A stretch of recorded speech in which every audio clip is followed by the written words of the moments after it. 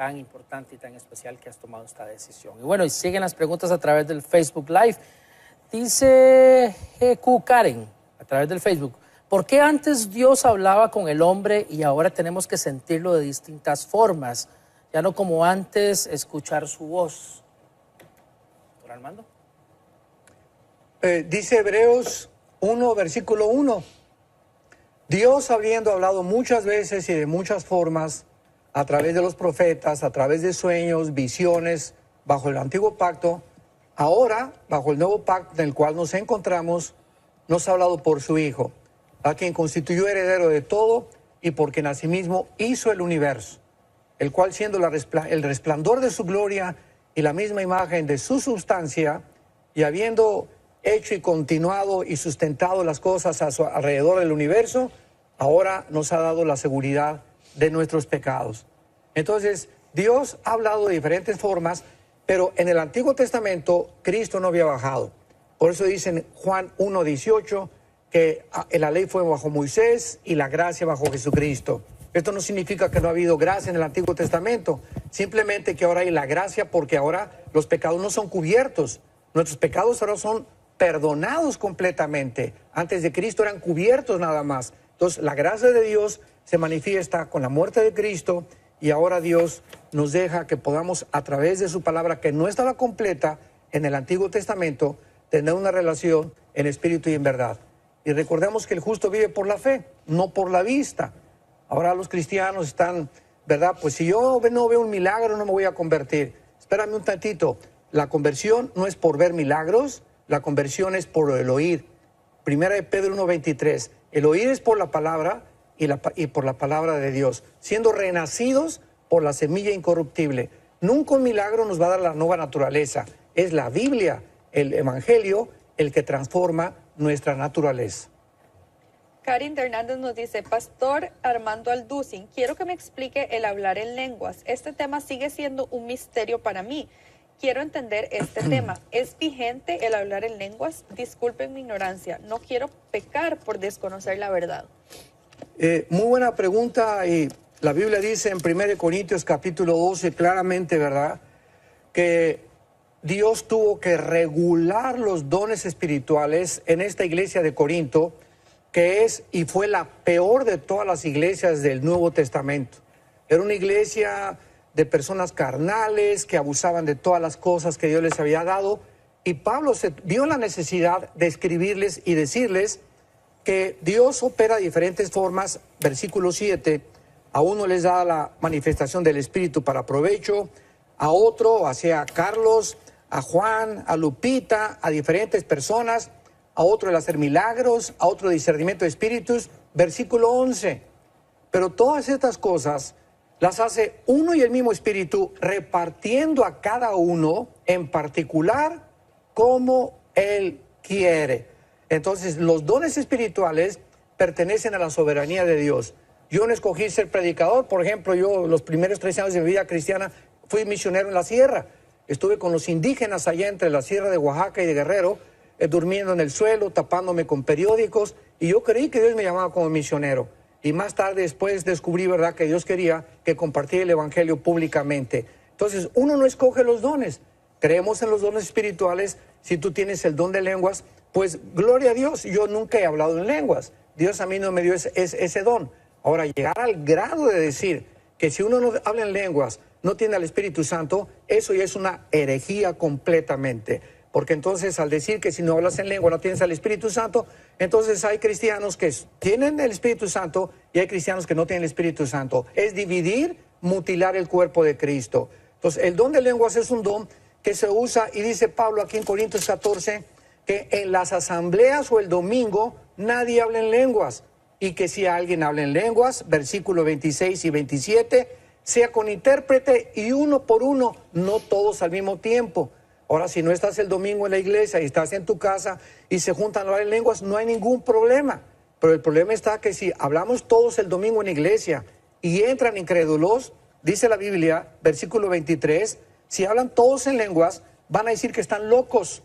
¿Por qué? Porque la gente del mundo entra a la iglesia y comienzan a hablar en lenguas y no saben qué está pasando. Entonces, hay que entender que no fueron dados para nuestra edificación, sino para edificación a los demás. Muchas preguntas ingresando a través del Facebook Live también. Dice Linda López, Pastor Aldo, ¿sin eso usted es judío? ¿Judío? Bueno, dice en Romanos capítulo 2 que no es judío el que desciende étnicamente de Israel, sino el que ha sido circuncidado en el corazón. Y cuando decimos, si eres judío, la pregunta es, ¿qué significa la palabra judío? ¿Qué significa hebreo? ¿Y qué significa israelita? Muchas veces porque creen que yo traigo la estrella de David, creen que soy judío. Bueno, somos judíos en el sentido que la palabra judío viene de Yehudín, que significa alabanza. Entonces dicen Juan 4 que todo aquel que adora a Dios en espíritu y en verdad, ese verdaderamente es adorador. Entonces realmente en un sentido todos los cristianos somos adoradores porque adoramos a Dios en espíritu y en verdad. Hebreo es el que cruzó el río Jordán, y israelita es el que nació étnicamente en la tierra de Israel. Así que muchas veces cuando el cristiano trae el menorá o se lo cuelga aquí, no significa que seamos étnicamente judíos, sino simplemente que estamos unidos con ese pueblo que Dios escogió, del cual nació la iglesia, porque Cristo fue judío, los apóstoles fueron judíos, el primer año de la iglesia primitiva eran judíos, y por eso nosotros nos identificamos, porque Dios no ha terminado con Israel, y en Israel vamos a reinar con Él eternamente. Denis aquí nos pregunta, veo a algunos cristianos evangélicos con una cruz representativa en su cuello. ¿Es conveniente que un cristiano cargue con ello? Digo, no hay ningún problema que traiga la cruz mientras no traiga a Cristo, porque ya tenemos que recordar que la cruz está vacía. Entonces, si alguien quiere traer una cruz, yo no le veo ningún problema. Problema que la cruz no la traiga en su corazón. Sí, bueno. O sea, ¿a qué se refiere específicamente eso de no traer la cruz en el corazón, digamos? Que no sea cristiano, o sea, la cruz, ¿verdad? Vivimos una vida crucificada todos los días. Entonces, ¿de qué te sirve traer la cruz si realmente no has muerto con Cristo internamente? Claro. Sí. Por aquí hay otra pregunta. ¿Por ahí tiene alguna pregunta en Costa Rica? Sí, por aquí tenemos otra, dice Julio. Doctor Armando, cuando uno muere y en caso de ir al cielo, uno mismo junto a su familia terrenal, ¿conservaremos ese vínculo como de esposa, hijo, hermano? Y dice, ¿y qué edad tendremos? Bueno, es una pregunta difícil porque tampoco la podemos contestar. Sabemos que en Isaías 65 dice que en el milenio vamos a continuar reproduciéndonos y que ya no darán a luz para maldición. Y claro que a veces usan Mateo 22, no, es que Cristo dijo que en la resurrección seríamos como los ángeles, y tenemos que recordar algo. Si no entendemos escatológicamente la cronología del programa de Dios, son en estos errores en los que caemos. Entonces, aparentemente, cuando encontramos dos contradicciones, por un lado que nos vamos a reproducir, y por otro lado que Cristo dice que en la resurrección seremos como los ángeles, que no se casan ni se dan en casamiento, ¿para cuándo dijo Jesucristo esto? Ahorita estamos en la gracia, viene la gran tribulación, y en el reino milenial nos vamos a seguir reproduciendo. Rebequita va a seguir teniendo bebés, pero ya no va a tener dolor con sus bebés, y después del milenio seremos como los ángeles en la eternidad. Pero en el milenio nos vamos a ir reproduciendo. ¿Quién me va a tocar a mí de esposa? Voy a decir una cosa sinceramente. Yo creo que todos los matrimonios que nos hemos amado durante esta vida sinceramente y que hemos formado una familia verdaderamente santa delante de Dios, tal vez Dios nos dé la oportunidad de continuar en la otra vida. No lo sé. Esa es una opinión personal. Pero a otros les va a tocar un descendiente de David. Así que las solteras que nos están escuchando, ¿verdad? No se apresuren. A lo mejor les va a tocar por ahí un galán que no te imaginas. Y si no te toca en esta vida, ¿verdad? Pues espera al que viene por ahí, que va a ser un gansito marinela. Okay. Jackson Carrera nos dice, ¿es que Dios quiere prevenir el mal, pero no es capaz? Entonces no es omnipotente. Es capaz, pero no desea hacerlo, entonces es malévolo. Sí, esta serie de filosofía y de postular estas cosas de esta manera, bueno, si Dios es tan fuerte para levantar una piedra y no puede levantarla, entonces no es tan fuerte como fuera. Tenemos que hacer una cosa, recordar una cosa, no es que Dios no sea capaz de terminar con el mal, simplemente dice en 2 de Pedro capítulo 3 que Dios está esperando para que todos procedan al arrepentimiento. Una persona me hizo esa pregunta, iba saliendo yo de una conferencia y al subir el elevador se acercó y me dijo, oiga, dígame usted, ¿Dios es todopoderoso? Le dije, claro que sí. ¿Y Dios puede hacer lo que Él quiera? Amén, claro que sí. ¿Y por qué no acaba con el diablo y acaba con el mal? Y le contesté, porque dele gracias que porque comenzaría con usted. Así, ¿verdad? Que todas las gentes que hacen esta pregunta, como Richard Dawkins, que va a ir a Colombia, por cierto, ahora en diciembre, que es el ateo número 1 ahorita y el más respetado en el ateísmo, qué triste, va a recorrer 4 ciudades en Colombia. Yo les dije ahora a los pastores en Bogotá, tenemos que hacer contrarrestar este veneno que este señor va a inyectar en las universidades y está infectando las mentes de los jóvenes. Vamos a hacer programas contra el ateísmo y demostrarle a este señor que filosófica, genética y biológicamente está completamente equivocado. Ya dejemos a un lado, ¿verdad?, las verdades inexorables de la Biblia. Entonces, cuando decimos que Dios no puede acabar con el mal, es simplemente porque desconocemos cuál es su programa. Él va a terminar con la maldad. Está en Apocalipsis capítulo 11 y ahora vendrá Cristo para acabar con los reinos y la maldad, pero en el tiempo de Dios, no en el tiempo de nosotros. Rubencito dice, mi pregunta ¿es correcto llamar al Señor Jesús, Yeshua, Emmanuel? ¿Qué considera, pastor? Llámale como quieras. Si eres en italiano, ¿verdad? Jesucristo. Si estás aquí en México, Jesús. Si estás en Israel, Yeshua. Pero cuando ya se impone una forma de, pues es que su nombre es Yeshua, y no es María, sino es Miriam, y no es Yahweh, sino es Jehová, recordemos que Dios ve el corazón. Entonces, ¿qué importa, como tú le digas, lo que importa es la actitud de tu corazón? No hay una regla para que diga, pues Jesús se le tiene que llamar en el original Yeshua porque es el Salvador, en hebreo. Aquí le llamamos Jesús, los italianos tienen otro nombre, los alemanes, pero todos coinciden en que es Jesús, que significa el Salvador.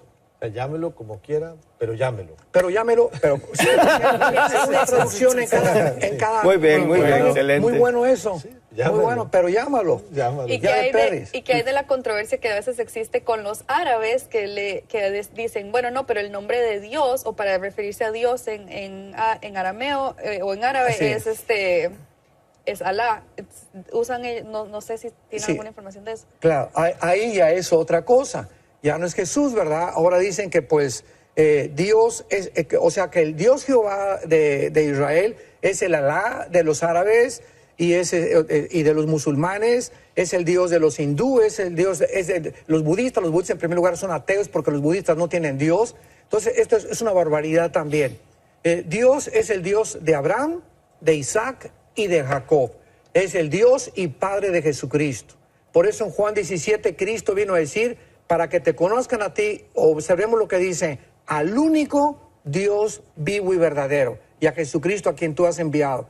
Entonces nadie puede decir conozco a Dios sin antes conocer al Hijo, porque es el Hijo el que vino a revelar al Padre. Entonces cualquiera que invoca el nombre de Dios sin antes haber tenido una relación con Cristo, no es el Dios de la Biblia. Entonces los judíos tampoco estarían diciéndole a Dios. Digamos, esa es la pregunta. O sea, yo entiendo que el Alá de los musulmanes es el Dios de ellos. Sí, no, ok. Pero es el Dios, era el Dios de Ismael, nuestro Dios. Bueno, es que los musulmanes dicen... Porque yo puedo creer en el Dios de Abraham y negar al Jesucristo del Dios de Abraham. Yo puedo. No se puede. No, digamos, yo puedo creer, sí, claro. Los judíos lo hacen, los judíos. Creen en nuestro Dios, pero no creen en nuestro Mesías. A eso es lo que estoy... Entonces, yo puedo creer en mi Dios, pero no creer en nuestro Mesías. Entonces estoy mal. Estás mal. Correcto. No sí. estoy diciendo que estoy bien. Pero si ellos creen en el Dios, de Abraham, que también es el de Ismael, pero no creen en nuestro Mesías, ahí no está el problema. No que no estén creyendo en el Dios de Abraham. Sí, es que el Dios verdadero, Cristo lo vino a revelar. No, estamos... Sí. Clarísimo. Sí. Dice en Juan 11, versículo 27, nadie conoce al Hijo sino al Padre, ni al Padre, o sea, al Dios verdadero, sino al Hijo y aquel a quien el Hijo lo quiera revelar. Entonces, si un judío dice, bueno, es que nuestro Dios es Yahweh, es un Yahweh distorsionado, es el de la Torá, que no le creen que se reveló en el Hijo. Si no creen en el Hijo, están adorando a un Dios en el cual no hay ninguna relación. Por eso el judío tiene que convertirse a Yeshua para que pueda aceptar por el Padre. Porque el que no recibe al Hijo está adorando a un Dios falso. Don Armando, usted va a estar por aquí en Dallas estos días, porque hay tantas preguntas y ¿Sí? gente está comentando. ¿Será que nos puede acompañar?